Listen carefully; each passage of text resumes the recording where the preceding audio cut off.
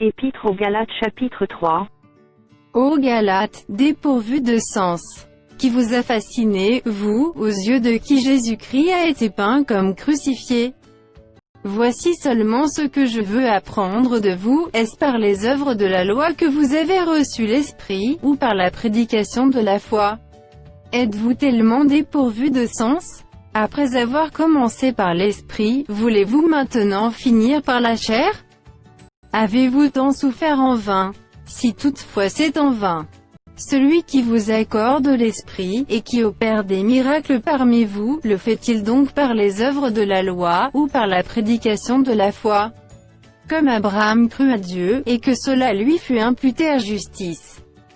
Reconnaissez donc que ce sont ceux qui ont la foi qui sont fils d'Abraham.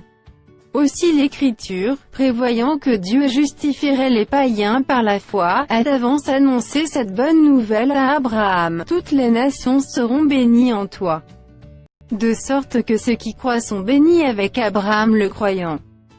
Car tous ceux qui s'attachent aux œuvres de la loi sont sous la malédiction, car il est écrit, maudit est quiconque n'observe pas tout ce qui est écrit dans le livre de la loi, et ne le met pas en pratique.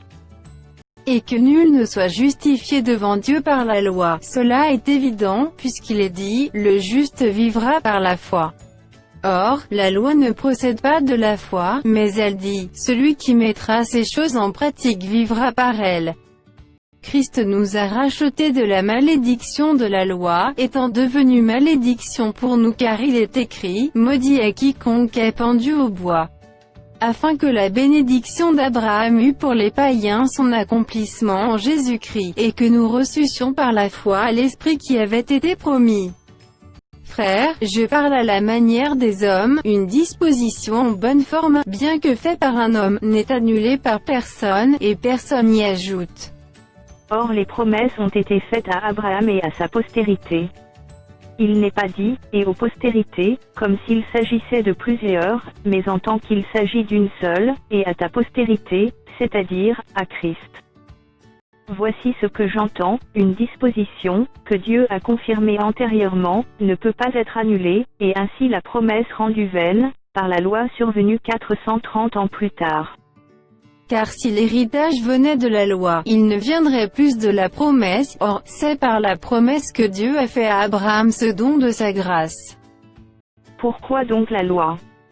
Elle a été donnée ensuite à cause des transgressions, jusqu'à ce que vint la postérité à qui la promesse avait été faite, elle a été promulguée par des anges, au moyen d'un médiateur.